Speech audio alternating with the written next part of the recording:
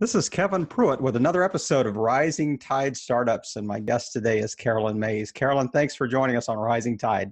Kevin, thanks so much for having me. So we were talking a little bit off camera, and just the whole idea of copywriting just was fascinating to me. And but just tell the listeners a little bit about yourself. So I live in Portland, Oregon now, and Now I'm really jealous. Yeah, it's spring. Well, it's been pretty nice. So rainy. It's rainy right now, but I just got here in October. I was living in California, and before that, I'd been there for 5 years, and so I've lived in many places.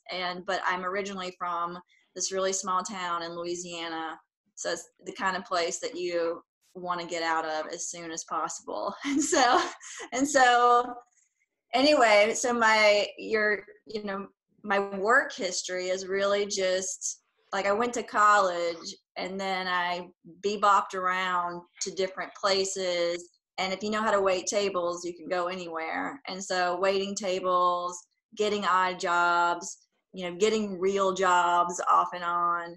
And then I started up in Seattle working with students from like little kids to people in graduate school to senior citizens, just different. I had like 3 different jobs working with people on their writing. And so I was thinking for a while there that I would, find my way into the education system. And anyway, that didn't work. But along the way, like throughout my whole journey, I've always been taking writing classes. I've just always been in them, and I've done some really cool stuff. I've gone to Edinburgh and done a program there, and I've worked with some really fancy writers, people that you would know, or some people would know. And so I just have always been in it, but it's always been my thing on the side, Sure. While I was actually trying to make a living and survive. And so anyway, at one of my last desk jobs that was copywriting, I was like, I've had enough. And that's when I started my business. So did you study writing in college? Yeah, I have this English journalism hybrid, and just wrote a lot. And like I said, though, I really fell in love with it after college and was taking classes and started off in fiction, actually.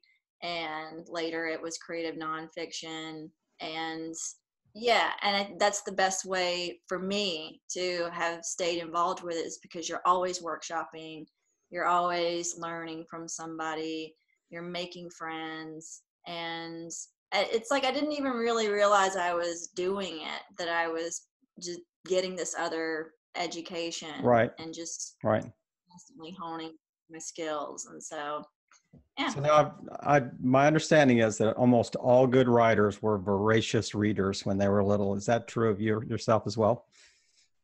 That is not true of me as well. I was a total like tomboy. I was outside and I was playing, and I remember I had my friends would read books like The Babysitter's Club and Nancy Drew, and I would read them or whatever. And then it was at some point in high school, P.S., Louisiana has the worst education system in the country. And so I don't know. I think there's a lot of states tied.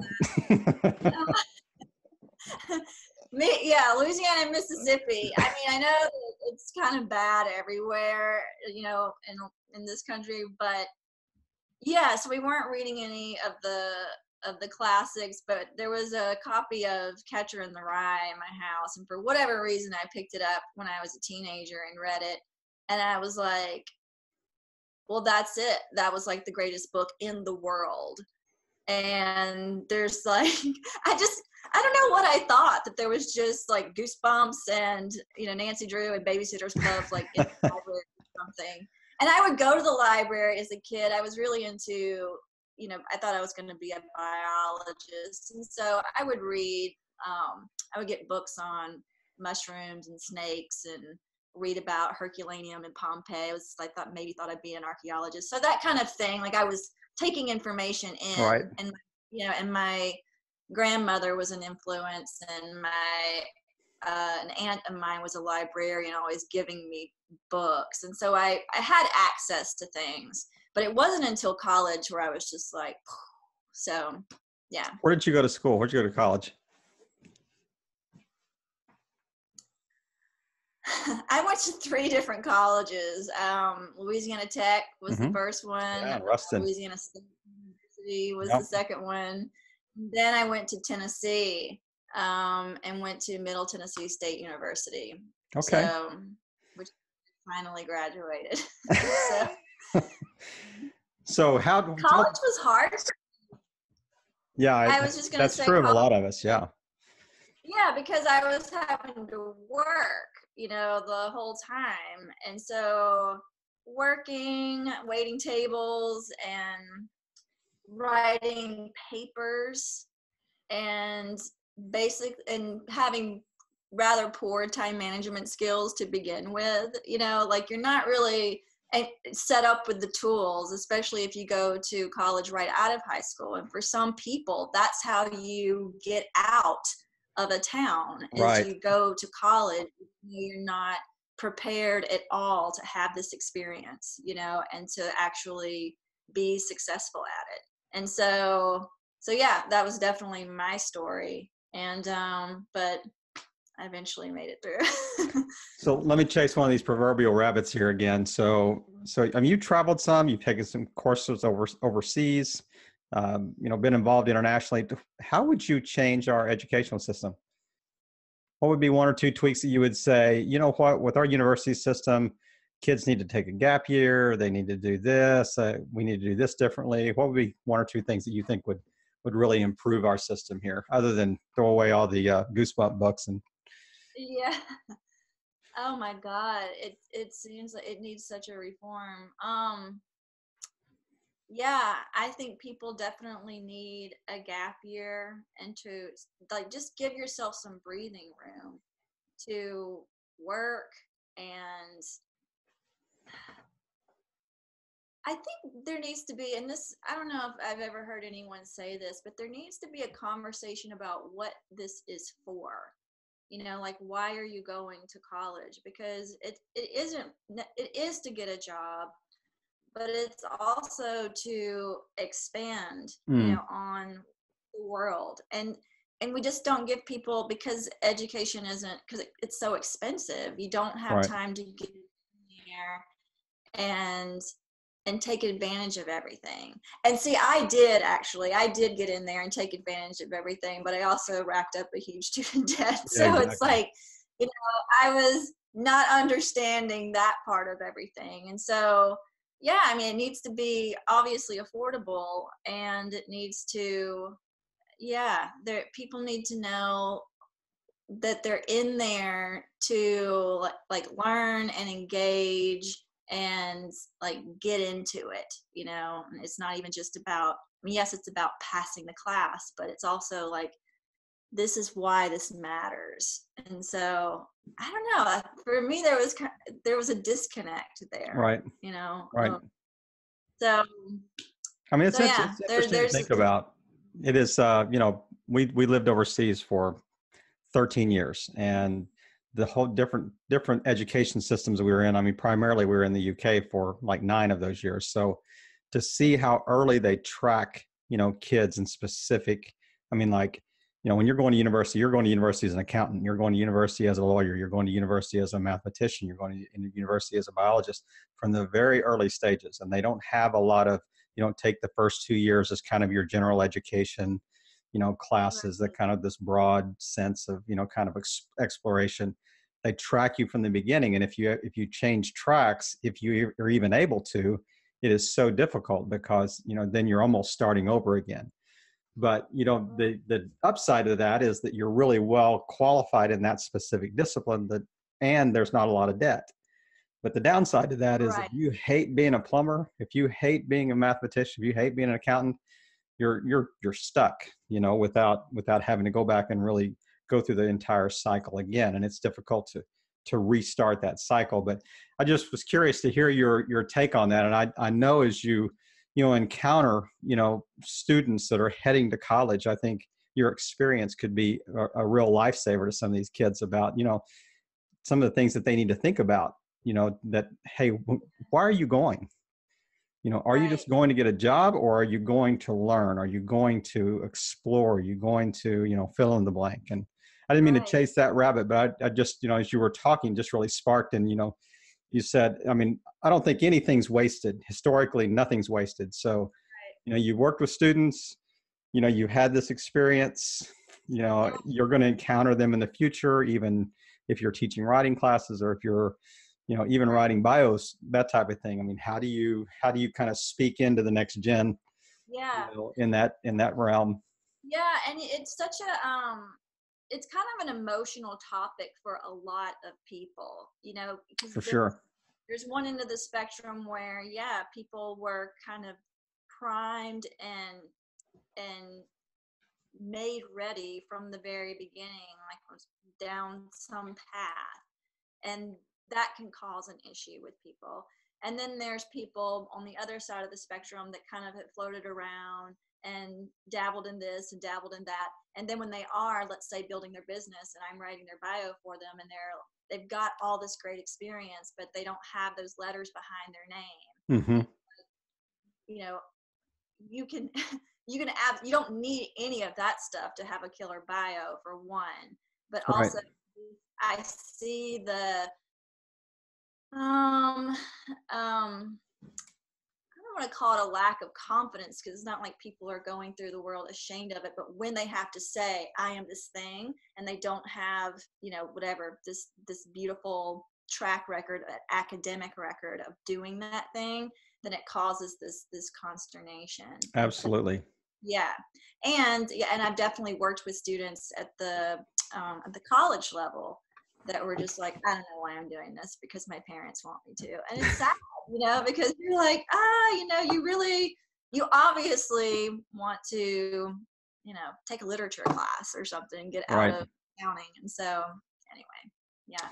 But see, I mean, I enjoyed writing, but it was difficult because I was one of those procrastinators that waited till the day before the paper was due to, to try to write it all night long. And then it wasn't very good. And then there's this like vicious cycle of, were you that way? I mean, when you wrote papers, did you write them in advance and edit them? And I mean, were they really high quality by the time they turned in, or did you wait to the last minute?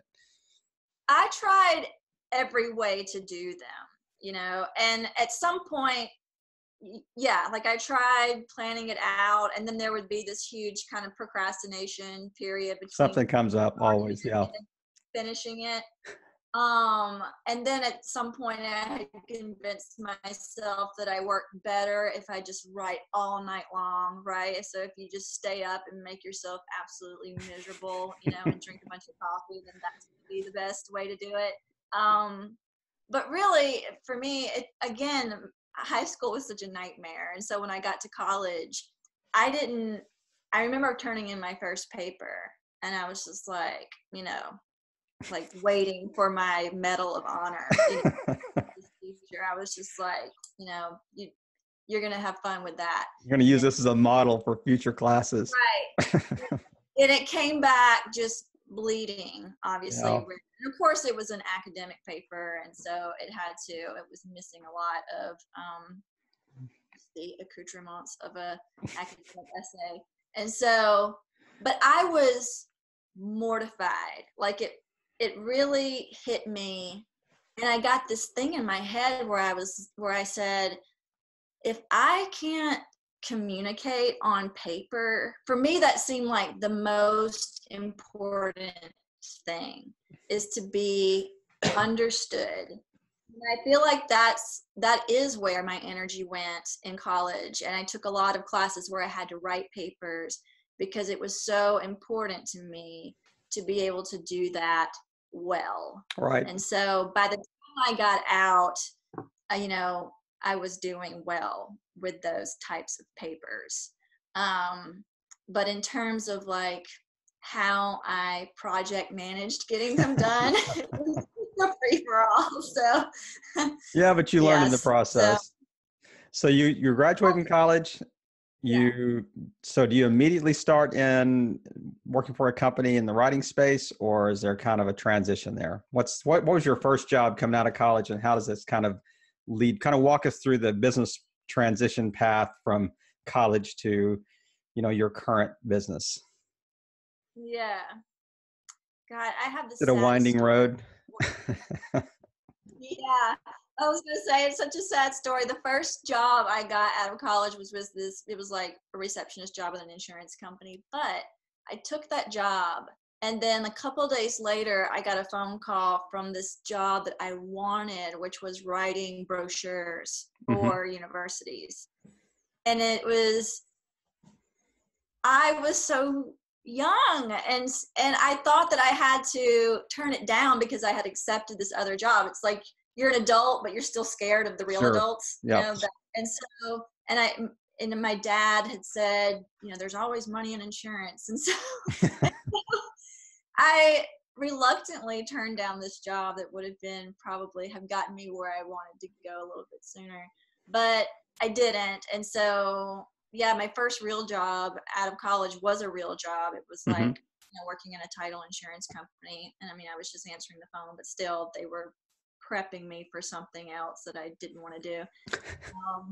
But then like I said, I was like, I moved out of that town. I had moved to Virginia by that time because I went there after college, and went back to slinging cocktails and, waiting tables, because that's where you could actually make money quickly. Yeah, exactly. Where was And that in Virginia? Richmond, Virginia. That's where I'm calling you from right now. Really? Ah, yeah. Okay. I think I probably knew that. Yes. I was there for I think 9 months. But Oh, do you remember the restaurant Davis in Maine? I don't. We only moved here in 2012, so I don't know Okay. when that was. Yes. Is it that like downtown? Is it? Yeah, it was in the Yep. fan. Yep. And anyway, it's on Davis in Maine. Yeah, exactly. Hence the That's where I name. went. Yeah. It's a great restaurant. So one of my favorite restaurants actually to work in. But yeah, and so I did that thing where I'd be like, I'm gonna get a real job, and I'd be like, I hate this, and so I go back Yep. to waiting tables, and so yeah, it took me a while. I'm just one of those people that would get really antsy in a cubicle, and had a hard time with like, this is your job, Right. like this little piece of the assembly line that comes to you and then it goes elsewhere, and really having no real not that I have to be like in charge of everything, but there was just you couldn't feel your involvement in the big picture. Right. And so I never thought I would be own my own business, but when looking back, I guess it was just, it's in my DNA, Right. so to speak, that just, I need to have my hands in there.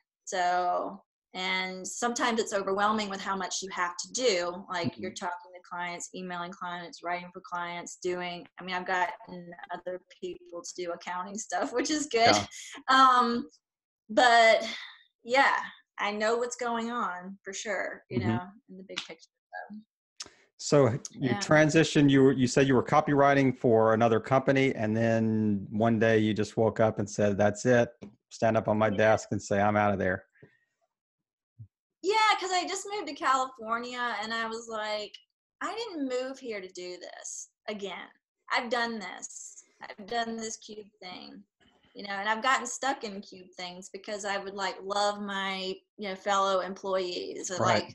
I like the people. Sure. That's why co-working spaces were invented. Right. Yes. And I go to one of those now. But yeah, it's not the best reason. Maybe it's a fine reason to stay in a job. I don't know, but it didn't feel like enough for me. And so I got to, I moved to a new town. I moved to Chico, California. I don't know if any listeners have ever heard of that place, but great town, great people. But it's just, I had just moved from Seattle, which is a very techie place, Mm-hmm. you know, a place where was relatively easy to get a job in a cube doing a thing, Sure. right? And then moved to this small town, sitting in a cube doing a kind of a techie online thing. And I was just like, this is not why I'm here, you know? So, and it was copywriting, you Mm-hmm. know, calling myself a copywriter, but it was limited in your creative license. And so, so yeah, I was like, I'm gonna throw myself into this and see what happens. So, and I already had kind of a client lined up, Mm-hmm. and I was like, this could be enough. And I could kind of, you know, I've got a little savings, I've got a little, Right. I've got a little work. I'm just gonna dive in, which may not be the most fiscally responsible thing, but you know, it's just me. And so I'm not like dragging kids into the problem or Yeah. anything like that. So And yeah. that helps. I mean, I'm sure you've worked on both sides of the equation. You've thought, okay, I'm gonna work on the expense side as much as I'm working on the income side. So because this is a two-sided equation, you say I can cut my expenses down, I can, not have office space, I can do this, I can do that, and then I can generate the revenue to cover those things. Right. I can get a side gig, like Exactly. I'll make it work. Right. So So I've got two quick questions I want to just touch on right before I unleash you on our listeners for the micro course side of things. But yeah. one is, how did you? I mean, when you went on your own, did you niche down that granularly? Can I say that? Did I make up a word? Yeah. I do it all the time. Yeah, I think coin. You can use that in the next bio. Okay. I mean, your niche is really narrow. So how did you arrive at that particular niche? So I started off as a general copywriter, and like I said, I was taking classes, and because I'm always, you know, there's always more to learn, and I fell in love with Ash Amberjay. I don't know if you know who that is, but she has a blog called The Middle Finger Project, and it's a relatively well-known, famous blog. Uh-huh. And she was taking one of her classes. She started off as a copywriter, and she had always said to niche down, and I heard it, but I guess I wasn't absorbing it. But I was getting some feedback from her, and I had written to her and said, I'm thinking about writing this book about how to write a bio. And she got on my site and she emailed me back. She sent me this voicemail, and she was freaking out. She was like, you have to do this. I'm normally not this prescriptive, but here's what I think. And she was, focus on this, make this your thing, etc. And it was exactly what I needed to hear. Mm-hmm. Obviously, when you have someone who's who you admire and who you learned a lot from going do this, I didn't resist it at all. I was like, Right. all right, because it's such a great piece to focus on too, bios, because you're working with people in this really rather intimate way. You're Mm-hmm. learning about them and their life story, and or kind of very specific stories. And sometimes those stories are they're almost taboo, like they're hard to drag into the professional space. And those are the stories that I love doing the most. And some listeners might be like, well, why would you tell that story? But it is relevant to what they do. Like if you're some kind of coach that works with people who have been abused as children, right? You might have your own story. Or if you are an anti-bullying advocate, you have a story about an extreme case concerning yourself. And those things are kind of hard to talk about in the professional world, under the fluorescence of the business world. And so how do we do that in a way that is compelling and doesn't make you like feel sorry for somebody, mm-hmm. or not want to read it, you know, or sound negative, because it doesn't have to be at all. So it never is. So if you do Well, it's it right. also a perfect storm of timing here. So you have the millennial generation that is much more open and vulnerable. You have the Brene Browns of the world out there that are, you know, that has the most famous TED talk of all time, talking about vulnerability. And then, you know, you Yes. just have this whole idea that, you know, at the end of the day, we're all messed up. So, I mean, it's really the Right. perfect storm that you're kind of stepping into this perfect intersection of timing, this kind of kairos moment, you know, in time here. So, Right, that's true. And another part of the perfect storm is there's that whole tell your story mantra. So yeah, we've all heard that in marketing. It's like, tell your story, tell your story, tell your story. And then it's like, okay, cool. How? You know, and then business owners, unless they've got some speaker platform, I don't know if they know that they can tell their that's a story, great you point. know, Yeah. and that they've got the space to do it, and it's their about page, their Hmm. bio, and then it should be, from my humble perspective, this foundational piece of your brand, you know, that gives people an idea of who you are and what you're about and kind of what you're made of. And yeah, and how do you express those concepts? Through storytelling. Right. And so yeah, that's part of the storm too. Hmm. And vulnerability, of course, is part of a story.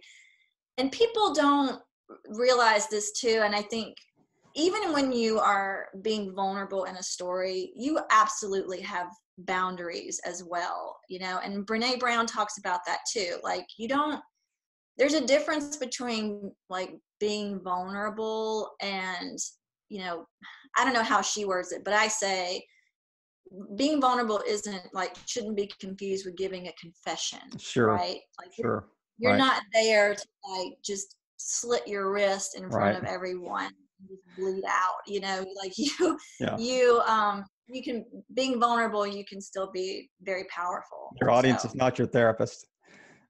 no, absolutely not. Yeah. Different. Yeah.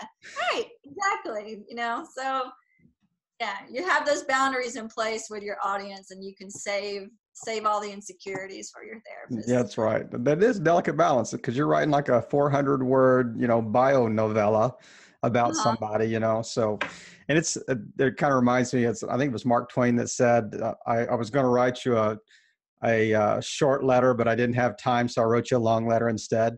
I mean, Right. it is difficult to Yes. really narrow down to the absolute. It's a little bit like niching down the story. Right. You know, you're taking out all the stuff that, you know, it's like, you know, you start with that rock and you chip away and then you end up with the diamond. So Right. end up with Yeah. your bio.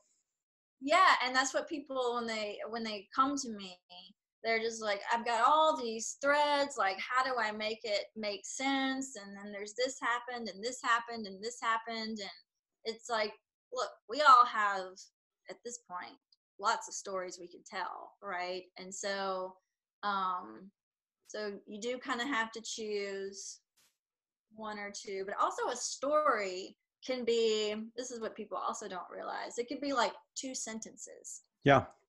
And that could be the launch pad into your ideology or Hmm. the way that you work.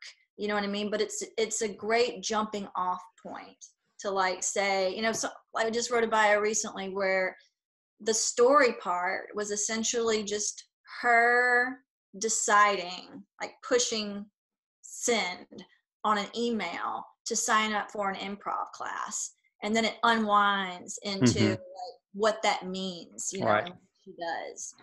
And Right. so, you know what I mean? And there was another line about like all the like rotting takeout in her refrigerator because she was overworked and all that.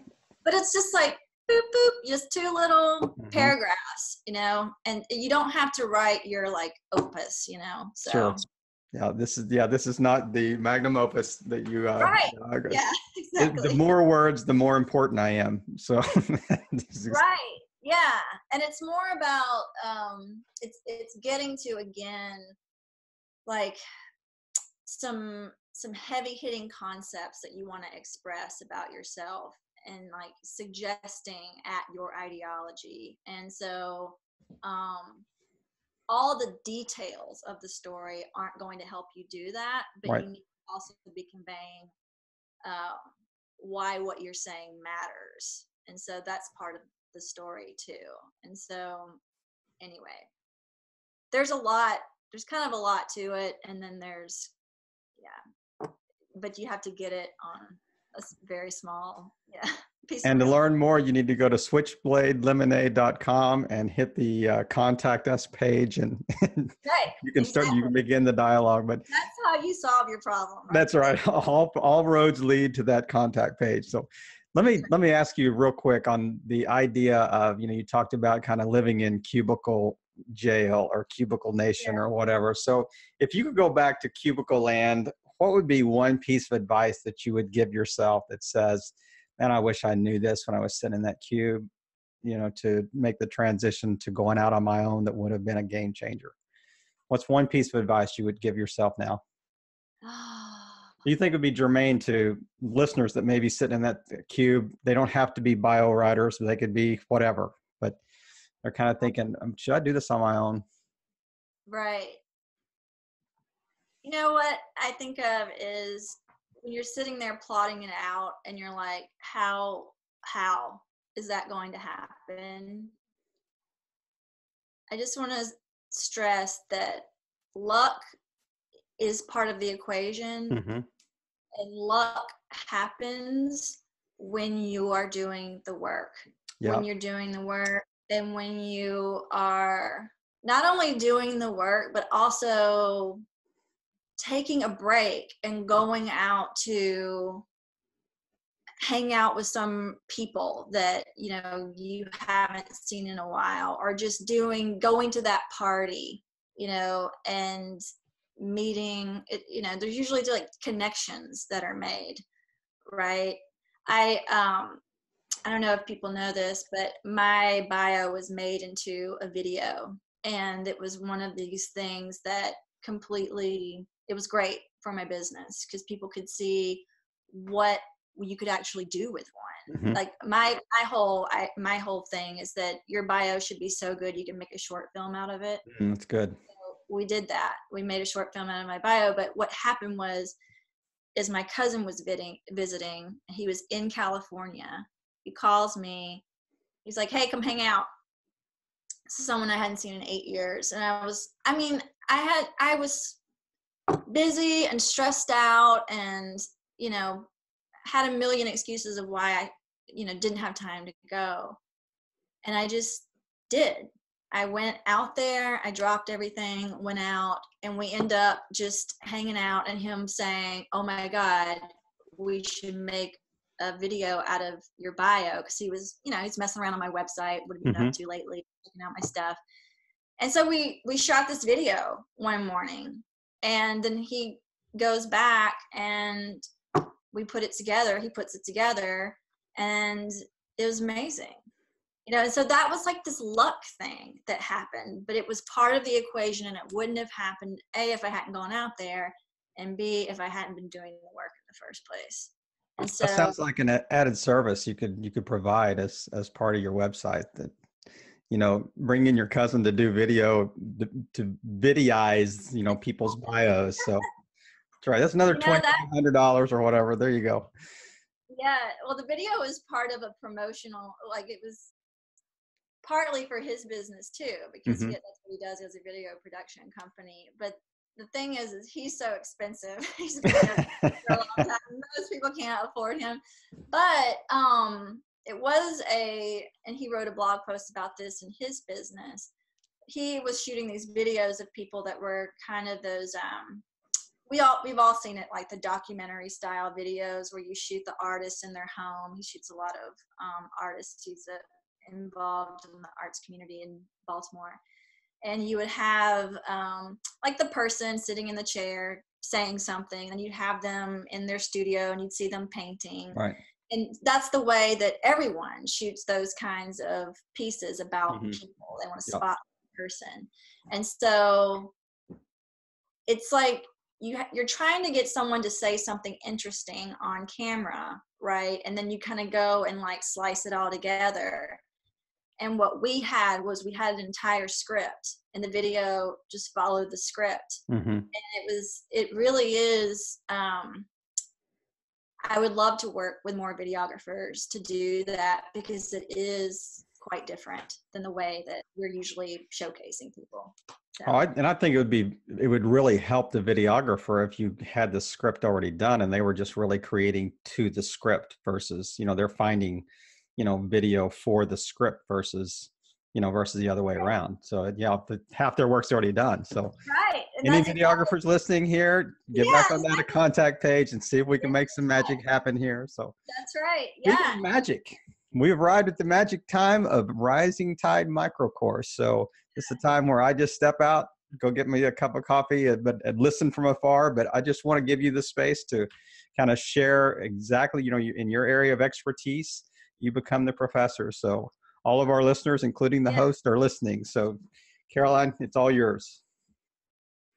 Okay, so I want to talk about how to identify the story that you're going to tell. And this is all, we're assuming that we're all on the same page now, right? That you should be telling us a story in your bio and using that powerful way of teaching and talking to people.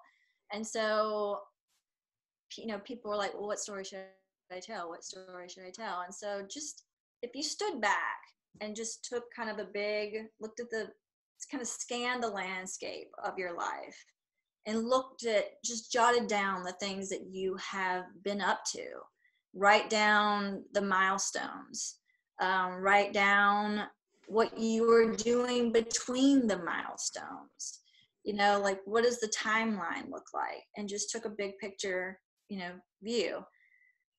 And then ask yourself, what is it that you really need people to know? Your audience, your ideal client.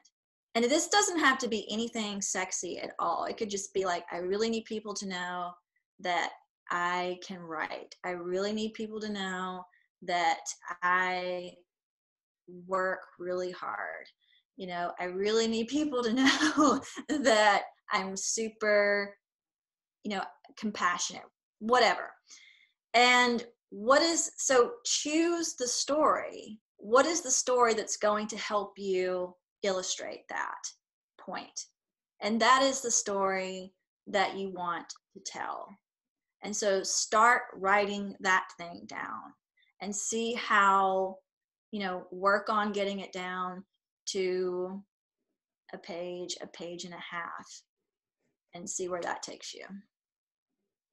What a great, very short, very clear, very concise way to construct your bio. So let me recap a little bit. So you kind of have, you're taking a journey back in the Wayback Machine here, looking at the milestones in life, kind of the timeline, what's happening even between those milestones, kind of the transition periods and things like that. Then you're asking yourself, what is the most important things that I really want my audience to know? What are the most important things that they need to know? That we can connect my business, my services with, even questions they may ask.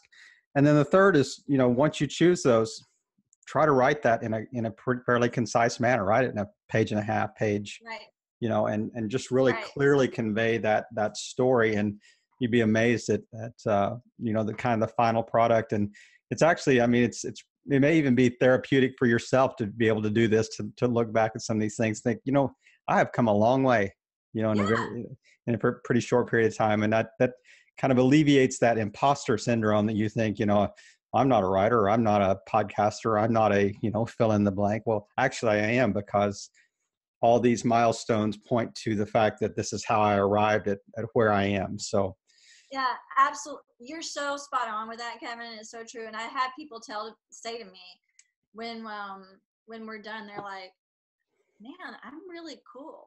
And I'm like, I know, right? You're super. And I've even had people go like, this is too cool, and I'm like, no, you can rock this. And there's a moment of like, can I own this? And it just shows, and writing a story isn't about embellishing anything. but it is about, it's about bringing out the important threads, Right. and so when people see themselves sometimes on paper, they're just like, wow, like, I'm pretty cool. I'm gonna try to live up to how cool this is. And I'm like, you've already done it, you're there. So anyway, yeah. You've arrived, but you're still on the journey all at the same time. So I love the way that you kind of couch that. So as we wrap up today, so tell people where they can find you again. What's the best way to get in touch with you? Yes. Services you provide. You fill in the blanks here. Okay, so switchbladelemonade.com. There's several ways we can work together. One is my signature service is obviously I write the bio for you, right? And that's this really cool, intimate interview process, questionnaire. We go deep.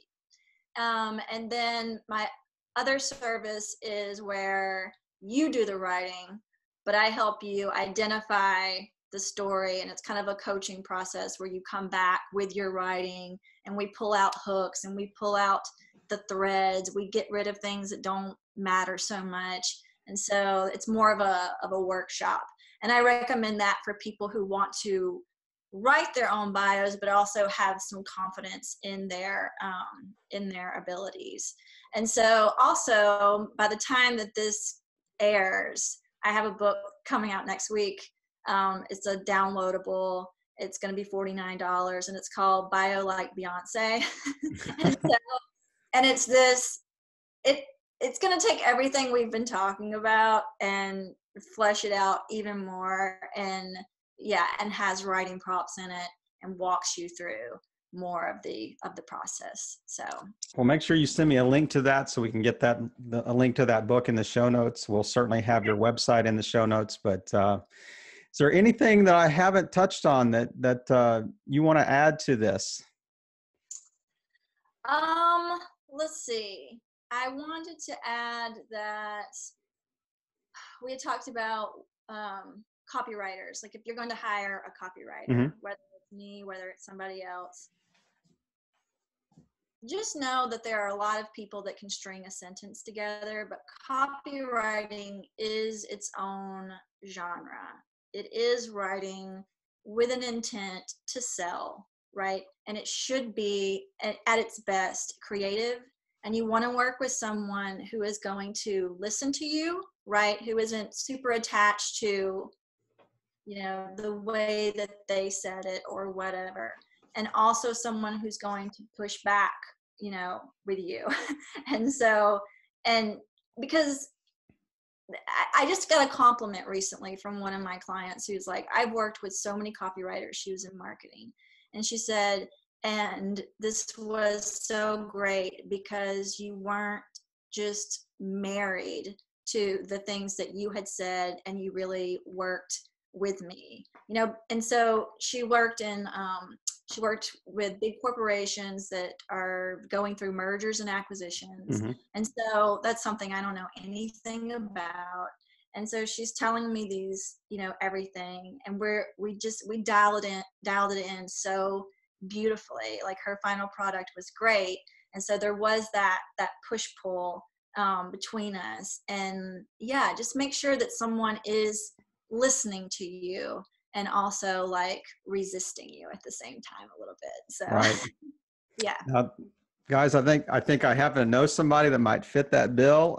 She happens to be on the other side of the camera from me right now. So if this is something that your business is in need of, please take advantage of the contact information that we're going to have on the show. But Caroline, I just want to thank you for just really adding value to our audience and just taking the time on this Saturday to just share with me and share with the listeners just the whole idea behind copywriting and how this can kind of feed into, a well-written bio or well-written about page for your business. But one thing that you mentioned, I mean, the whole Rising Tide Startups kind of has a boat, ocean, seafaring theme to it. But I love your startup advice talked about luck happens when you are doing the work.